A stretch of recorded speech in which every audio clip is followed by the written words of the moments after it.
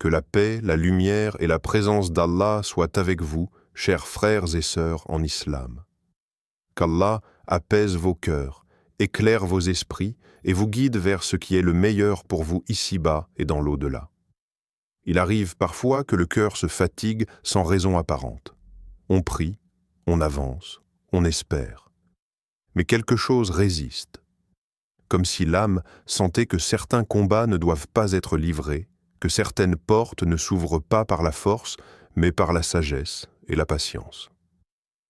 L'islam nous enseigne que tout n'est pas à forcer dans la vie, même quand l'intention est bonne. As-tu déjà ressenti que ton âme cherche quelque chose de plus profond que ce que le monde t'offre? As-tu déjà forcé une situation, une relation, un destin, pour ensuite ressentir un vide encore plus grand? Pourquoi certaines épreuves nous touchent-elles si fort alors qu'elles semblent nous échapper malgré tous nos efforts? Dans cette vidéo, inspirée des enseignements de l'islam et des réflexions de Dr Zakir Naik, tu vas découvrir 3 choses essentielles que tu ne dois jamais forcer dans la vie, si tu veux préserver ta paix intérieure et rester aligné avec la volonté d'Allah. Allah dit dans le Coran, Allah ne charge aucune âme au-delà de ce qu'elle peut supporter. Sourate Al-Baqarah 2, 286. Si ce rappel te touche, abonne-toi à l'Islam Connect, like la vidéo, commente et partage cette lumière autour de toi. Cette vidéo n'est pas un hasard. Elle est une lumière envoyée par Allah pour toi. C'est une mission divine, écoute avec le cœur. 1. Ne force jamais ce qu'Allah n'a pas écrit pour toi. La première vérité que l'islam nous enseigne et que beaucoup découvrent après avoir beaucoup souffert est que tout dans cette vie est régi par le décret d'Allah. Lorsque tu forces une situation, un résultat, une issue précise, tu ne combats pas seulement les circonstances. Tu entres en lutte avec ce qu'Allah a déjà décidé pour toi. Et c'est là que le cœur s'épuise. L'être humain s'attache à ce qu'il voit, à ce qu'il désire, à ce qu'il espère contrôler, alors qu'Allah voit ce que toi tu ignores et connaît les conséquences avant même que l'idée ne naisse dans ton esprit.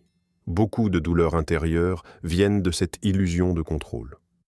On se dit, si je fais encore un effort, si je force un peu plus, si j'insiste davantage, alors cela finira par marcher. Mais l'islam nous rappelle que l'effort n'est pas le garant du résultat et que la sincérité du cœur doit toujours être accompagnée de la soumission au qadar. Forcer ce qu'Allah n'a pas écrit, c'est parfois refuser une protection divine cachée derrière un refus, un retard ou un échec apparent. Le croyant apprend avec le temps que ce qui est destiné pour lui le trouvera, même s'il est faible, fatigué ou perdu, et que ce qui ne lui est pas destiné ne viendra jamais, même s'il y consacre toute son énergie. Le prophète, que la paix et le salut d'Allah soient sur lui, a dit « Sache que ce qui t'a manqué ne pouvait pas t'atteindre, et que ce qui t'a atteint ne pouvait pas te manquer. » Tirmidhi. Cette parole n'est pas seulement une phrase à réciter, c'est une clé de libération intérieure. Elle retire du cœur l'angoisse du « et si », du regret, de la comparaison et de la course permanente. Quand tu forces une porte qu'Allah a fermée, ton cœur se crispe, ton esprit s'agite, ta prière devient lourde et ton âme se fatigue. Mais lorsque tu acceptes le décret divin avec confiance, même dans la douleur, quelque chose s'apaise à l'intérieur. La foi véritable n'est pas l'abandon de l'effort, mais l'abandon de l'attachement excessif au résultat. Tu avances, tu agis, tu invoques, puis tu remets le résultat entre les mains d'Allah. Allah dit dans le Coran, « Il se peut que vous aimiez une chose alors qu'elle est mauvaise pour vous, et que vous détestiez une chose alors qu'elle est bonne pour vous. Allah sait et vous ne savez pas. » Sourate Al-Baqarah 2, 216. Ce verset nous rappelle que la sagesse divine n'est pas toujours confortable, mais elle est toujours juste. Ce que tu voulais peut avoir été retiré pour préserver ta foi, ton avenir ou ton cœur. Ne pas forcer ce qu'Allah n'a pas écrit, ce n'est pas être faible, c'est être lucide. C'est comprendre que la paix ne vient pas du contrôle, mais de la confiance. C'est réaliser que lorsque tu fais confiance à Allah, tu ne perds jamais. Soit il te donne ce que tu espérais, soit il te donne quelque chose de meilleur, même si tu ne le comprends pas encore. 2. Ne force jamais l'amour et les relations humaines. La deuxième vérité profonde que beaucoup comprennent après avoir été blessés est dès que l'amour ne se force pas et que les relations humaines ne tiennent jamais par la pression, la peur de perdre ou l'attachement excessif. Beaucoup de cœurs souffrent non pas parce qu'ils ont trop aimé, mais parce qu'ils ont voulu retenir ce qu'Allah était déjà en train de retirer. Forcer une relation, c'est souvent ignorer les signaux subtils qu'Allah envoie pour te protéger, purifier ton cœur ou te préparer à quelque chose de meilleur. L'islam nous enseigne que les cœurs sont entre les mains d'Allah. Tu peux faire des efforts, montrer de la bienveillance, être patient et sincère, mais tu ne peux pas obliger quelqu'un à rester, à aimer, à respecter ou à comprendre. Quand une relation devient source constante d'angoisse, de doute, de tristesse ou d'éloignement d'Allah, ce n'est plus un refuge, c'est une épreuve. Et parfois, cette épreuve n'est pas là pour durer, mais pour t'apprendre à lâcher prise. Allah dit dans le Coran, « Il a mis entre vous affection et miséricorde. » Sourate Ar-Rum 30, 21. Ce verset nous rappelle que l'amour véritable est un don divin, pas une lutte quotidienne. Lorsqu'Allah place l'amour dans un lien, il apporte avec lui la paix, la douceur, le respect et la miséricorde. Mais lorsqu'il faut constamment se battre pour être aimé, entendu ou considéré, alors ce lien perd sa baraka et devient une source de fatigue intérieure. Beaucoup pensent que lâcher une relation signifie perdre. En réalité, lâcher ce qui te blesse est souvent une forme de protection divine. Allah n'enlève jamais sans raison. Il retire parfois certaines personnes pour sauver ton cœur, préserver ta foi ou t'éviter un avenir rempli de regrets. Ce que tu appelles une séparation peut être en vérité une délivrance que tu comprendras plus tard. Le prophète, que la paix et le salut d'Allah, soit sur lui, nous a enseigné que le croyant cherche avant tout ce qui rapproche d'Allah et apaise son âme. Si une relation te détourne de la prière, affaiblit ta foi ou te plonge dans l'angoisse constante, alors elle devient un poids spirituel. L'islam ne nous demande pas de rester attachés à ce qui nous détruit intérieurement, mais de préserver notre dignité et notre lien avec Allah. Parfois, Allah éloigne certaines personnes, non pas parce qu'elles sont mauvaises, mais parce qu'elles ne sont plus adaptées à l'étape de ta vie. Chaque relation a un temps, une mission et une durée. Forcer sa continuité, c'est parfois empêcher Allah de t'accorder des rencontres plus saines, plus équilibrées, plus alignées avec ta foi et ton avenir. Quand tu fais confiance à Allah dans les relations humaines, tu permets à ton cœur de respirer à nouveau. Lâcher prise n'est pas un échec. C'est une forme élevée de tawakkul. C'est dire « Ô Allah, je te confie ce lien, car toi seul sais ce qui est bon pour moi. » Celui qui choisit Allah ne perd jamais, même s'il perd des gens. Car Allah, lorsqu'il prend quelque chose, ne le fait jamais sans préparer quelque chose de meilleur pour l'âme qui lui fait confiance. 3. Ne force jamais ta guidance spirituelle. La troisième vérité essentielle que l'islam nous enseigne est que la guidance spirituelle ne se force pas, elle se reçoit. Beaucoup de croyants sincères tombent dans un piège silencieux, vouloir aller trop vite vers Allah. Ils veulent changer d'un coup, devenir plus pieux, plus disciplinés, plus forts spirituellement en très peu de temps. Mais la foi n'est pas une course contre le temps. C'est un chemin intérieur, profond, parfois lent, mais toujours porteur de lumière lorsqu'il est parcouru avec sincérité. Allah guide les cœurs progressivement selon leur capacité et leur état intérieur. Le cœur humain est comme une terre. Si tu verses trop d'eau d'un coup, tu noies dans la plante. De la même manière, forcer sa spiritualité peut conduire à la fatigue, à la pression intérieure, à la culpabilité excessive et parfois même au découragement. L'islam n'a jamais été révélé pour écraser l'âme, mais pour la libérer.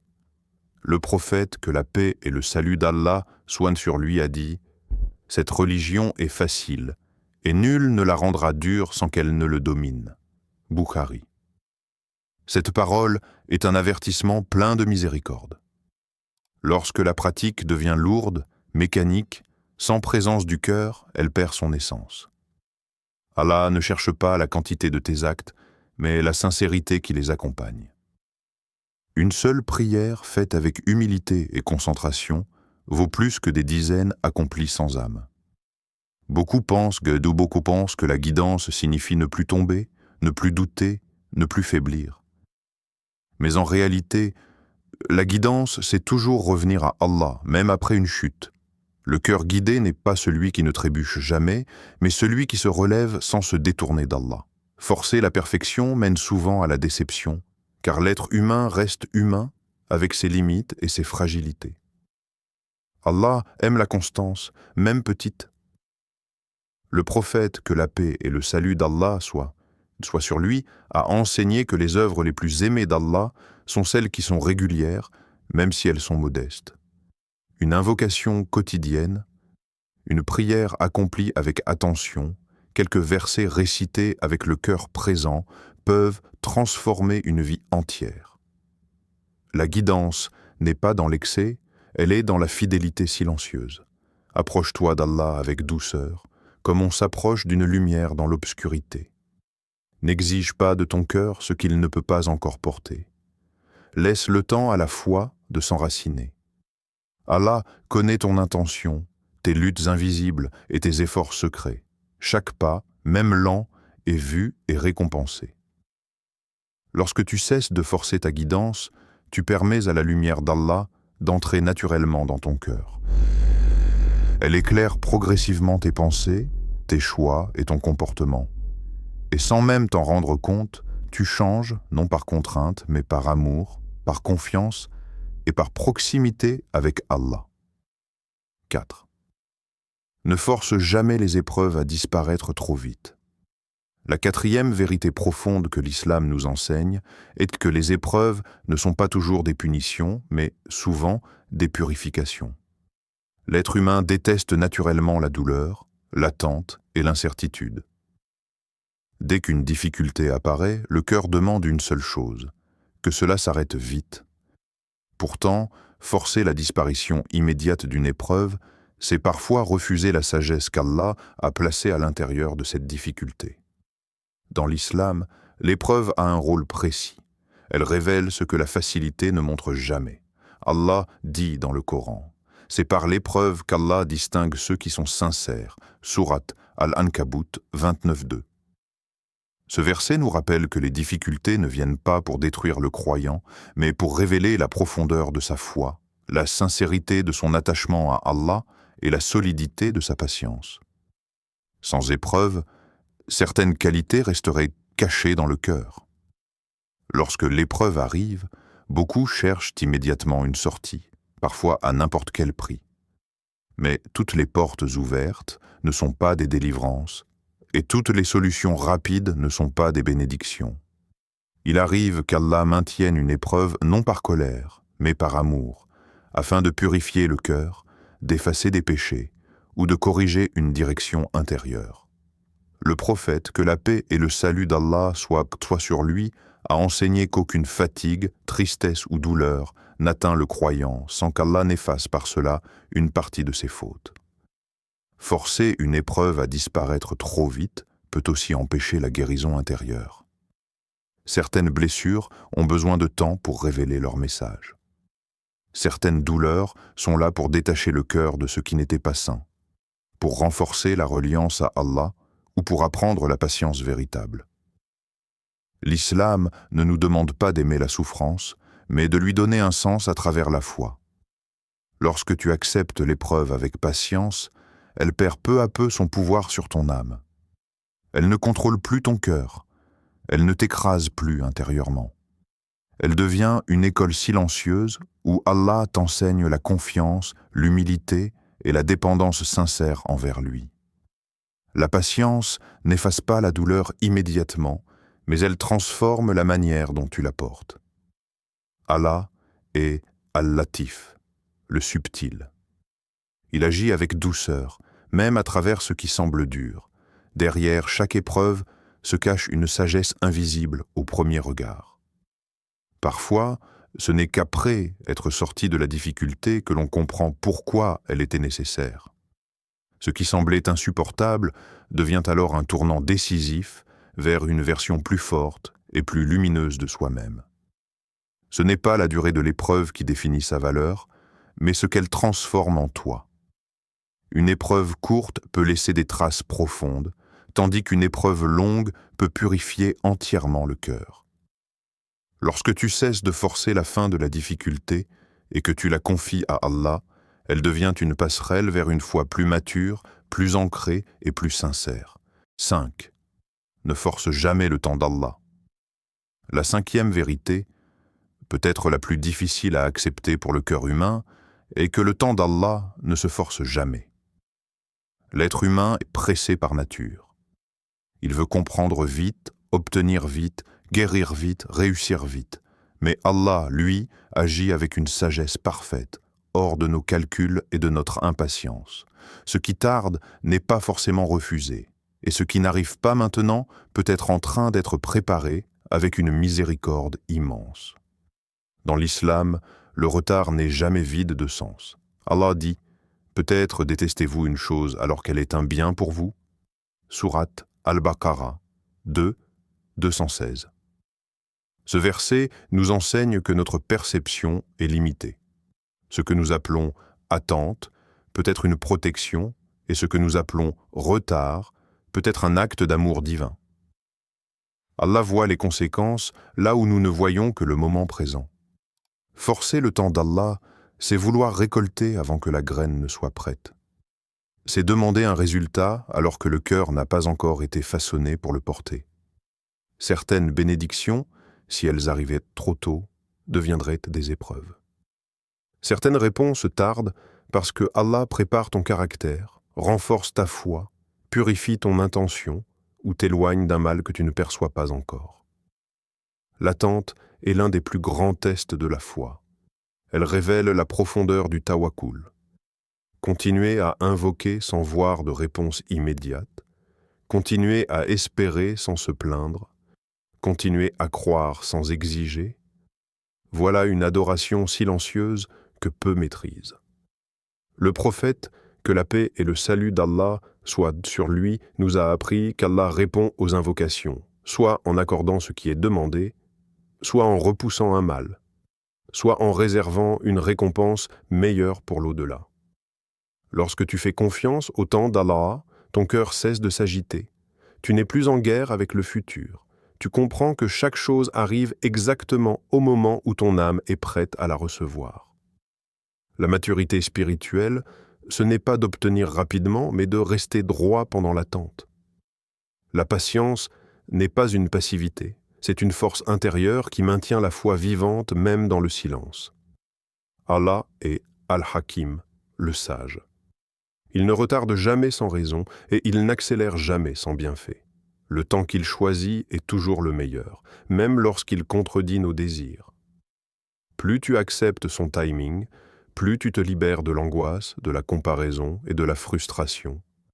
Tu avances avec sérénité, convaincu que ce qui est écrit pour toi arrivera au moment parfait. Ne force jamais le temps d'Allah. Fais ce qui t'incombe.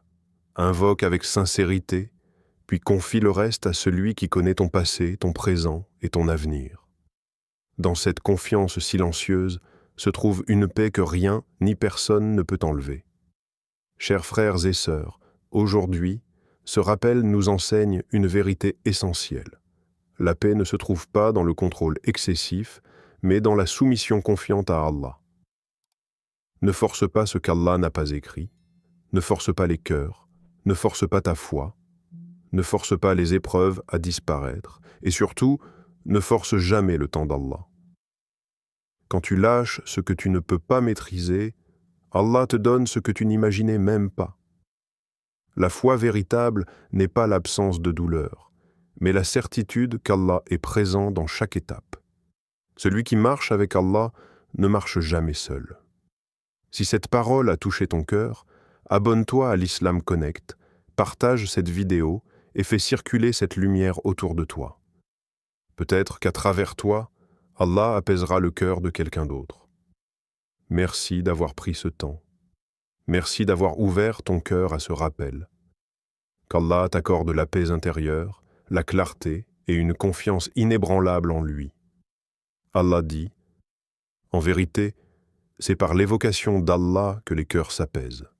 Sourate Ar-Ra'd 13, 28. Qu'Allah te protège, te guide et t'élève. Amin.